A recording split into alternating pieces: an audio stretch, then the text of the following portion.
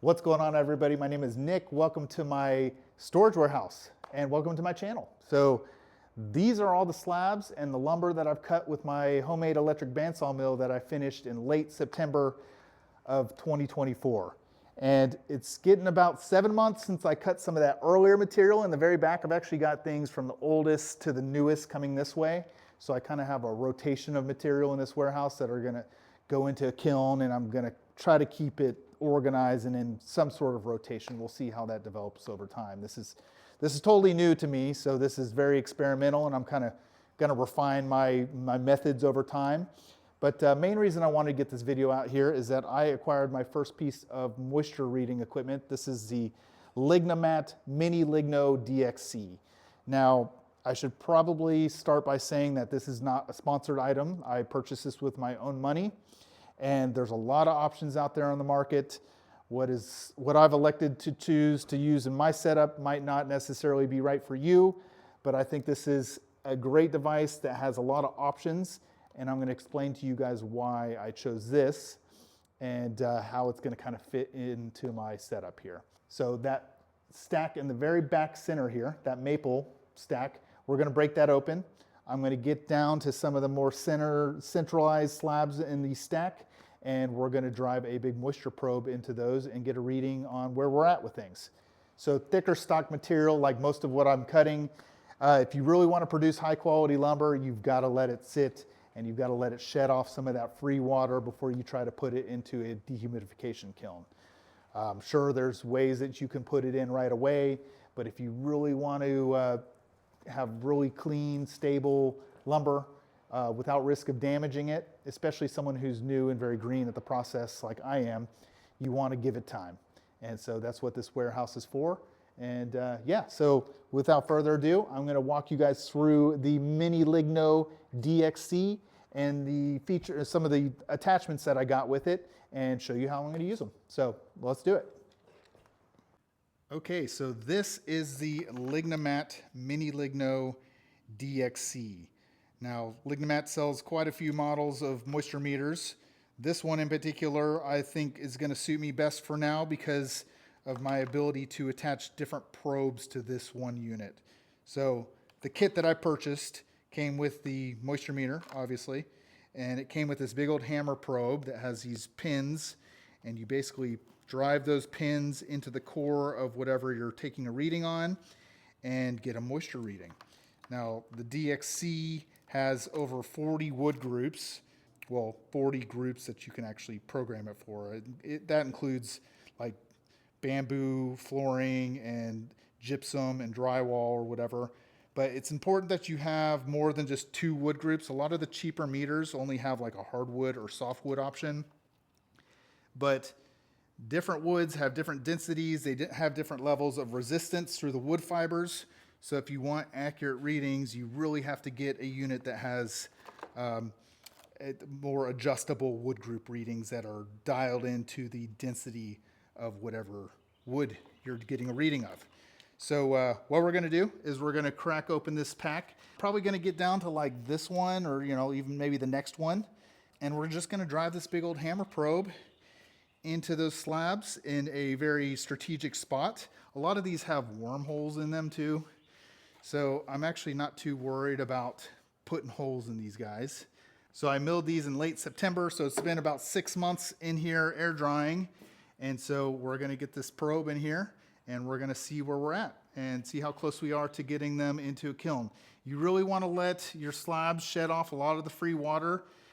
Most people recommend that you wait till they're down to about 20% before you put them in a kiln. If you want, trouble-free drying, you can obviously put them in sooner. But for me, since I'm very new to the process, I'm taking things slow because I would rather take it slow and produce high-quality lumber than just try to rush it and then trash the stuff that I barely have time to cut in the first place. So yeah, let's crack this stack open and get a probe in it.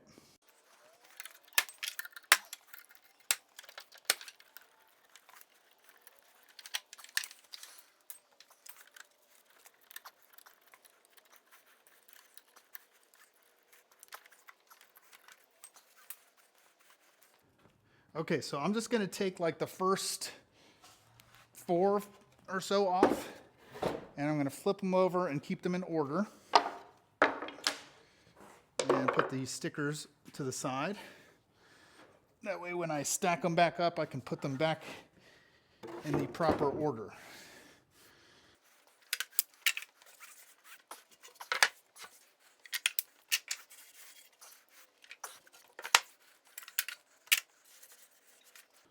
Okay. So let me show you what we got. Okay, so we're down here to about the center where the pith is. So I'm going to take a reading on this one, and then I'm going to take a reading on the next one up. So this stuff was actually some silver maple, and inside this little booklet, let's see, what is it? Okay, so silver maple was actually a soft maple. So we're going to be actually doing number 7 in this booklet. So this unit here, you basically double tap, and it's on 10 now. So I'm going to cycle through 41. So, all right, so 7.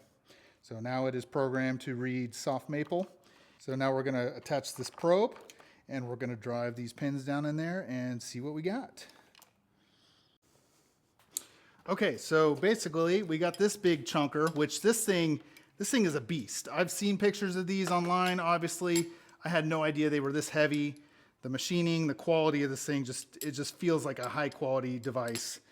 Just plugs into the top. These are like, they're proprietary little plugins, and they just go in those little holes just like a headphone jack would be.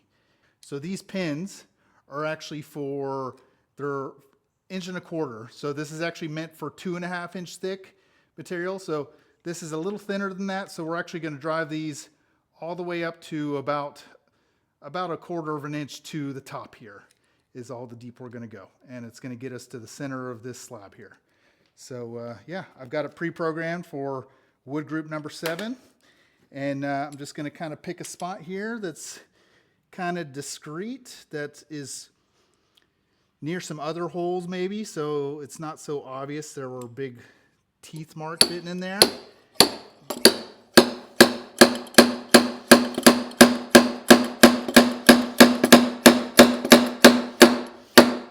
There we go, and we're in. So let me bring you a little bit closer here. And then once the probe is driven into the wood like that, you just press the top button. And we're at 18%. Which is awesome. Oh, one thing I need to mention too. This unit does not have temperature correction. Now what that means is some units have some extra features in it that can correct for the temperature of the room. This one does not have that. So you have to actually go to this chart. This to me is probably the only drawback to this particular unit. They have units that have temperature correction, but they're significantly more money. And I think for where I'm at now, I'm totally okay busting out this chart and making sure I'm getting an accurate reading. So it read 18%. So you basically just find 18% on this meter. And then you go down to, so it's 80 in here. They have 77 and 86 Fahrenheit. So let's just go with the 77. And if it says 18%, 77 degrees, it says 17.5%. So it's actually a little bit lower than what we read. Okay, so this says 18%. I'm actually going to take this out, and we're going to get another reading from like over here just to kind of see how consistent it is. And then we'll go from there. So this is one of those scenarios where it's not ideal to be putting tons of holes in the wood, but since I'm new to this whole process and I want to get accurate readings, I'm willing to do this. So basically just drive that up out of there, and let's pick a new spot. Go right here.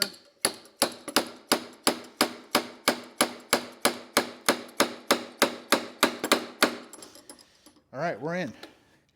And so right there, we've got 19. So 19 on the chart and 77 degrees is 18.5% moisture. So being that this slab here is at 18 or 19%, we're actually approaching the equilibrium moisture content of my area, which when you air dry lumber, that's as low as you're going to get it without putting it into a kiln. And in my area in particular, EMC is around 14%. So 18, 19%, we're actually getting really close to being of air dried level. And as you can see, these are thicker slabs. So these are all like 2.25 inch thick. And the whole inch of thickness per year rule is largely, it's kind of an urban myth. And I know some people are going to flame me for even saying that, but it's true because different species are going to dry at different rates. It depends on your setup. It depends on your airflow. It depends on the humidity of your area that you live in. And so these were milled in late September, and they're almost down to air dried level, which is only 6 months from when I cut them. So I know that soft maple dries really quickly compared to some other hardwoods. I would actually be okay at this point putting this into a dehumidification kiln and just letting it rip without worrying of it cupping or twisting or splitting too much because it's lost most of its water. At this point, it's losing bound water, and the only way you can get the rest of the bound water out of thicker slabs is with heat. And so that is the purpose of a kiln. So we're going to heat it up. We're going to get it to an appropriate temperature to drive the rest of the water out. And then we're going to do about a 2-day bug kill just to kill any long-term residents that might be hiding down in these cracks and holes. Let's take this probe out of here and let's drive it into another slab over here from the same stack, maybe the one right above it, and just see what that one's looking like. So let's just put it right here. I don't want to get in all this checked area because this is part of the pith. So there's a little bit of checking here, and so I'm going to get a little bit outside that. I think it's going to give us a more accurate reading. So.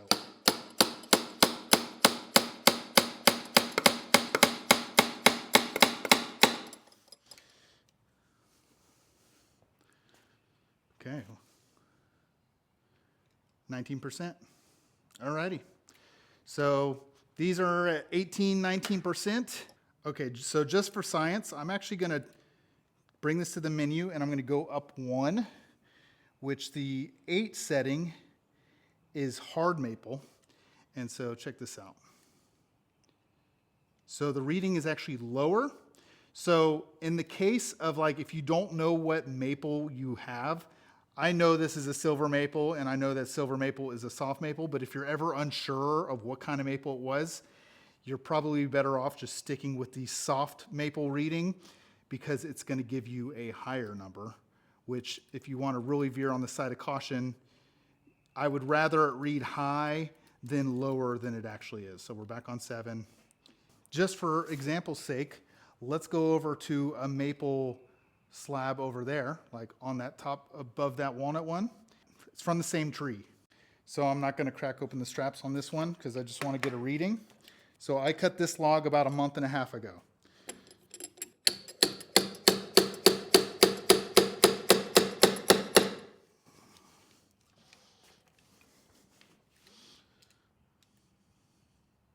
Okay, 26%, 25%. So that's 25% on the meter. And also, mind you, this is the top slab. So this one is going to be drier than some in the middle just because there's air, wicking over the top of this at all times. So if you really wanted to be more realistic with what these slabs are all currently at, I would probably get a reading from down in the center like we did with the other one. But I just wanted to show you that as an example. So. But yeah, this is it, the Mini Ligno DXC. There's a lot of options out there on the market.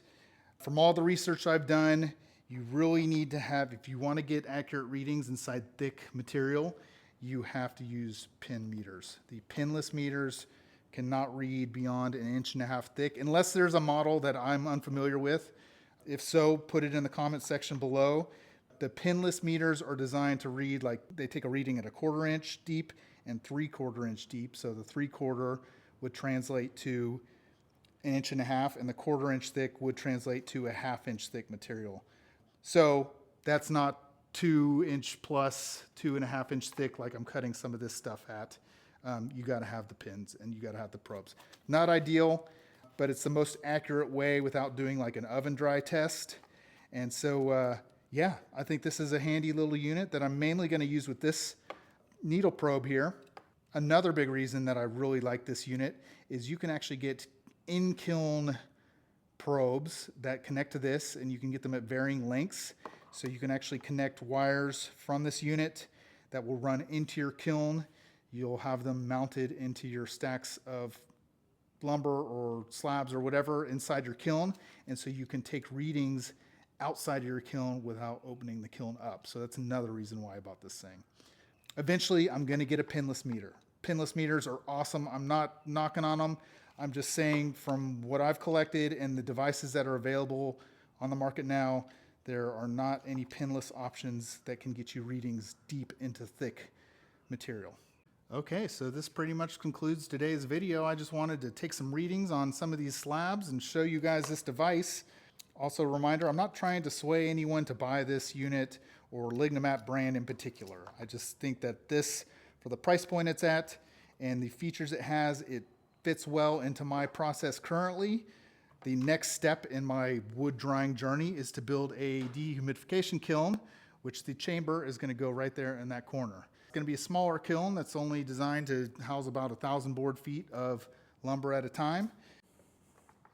So yeah, that's pretty much today's video. Just I wanted to get something out there for you guys that is relevant to drying wood. So thanks for watching. Okay, short video today. Just wanted to bust this guy out, take a few readings of those maple slabs, and kind of update you guys on all this awesome material that I've been cutting. So next step in my whole drying journey is going to be getting that dehumidification kiln built. And so I will be posting progress updates and videos on that build. So if you guys like my channel and this information was of any value to you, I'd love if you guys subscribe to my channel, and I will keep you guys updated on kind of the next steps. So I'm just going to keep cutting, keep stacking, and then get this kiln built here. So thanks for watching, and I'll catch you guys on the next one.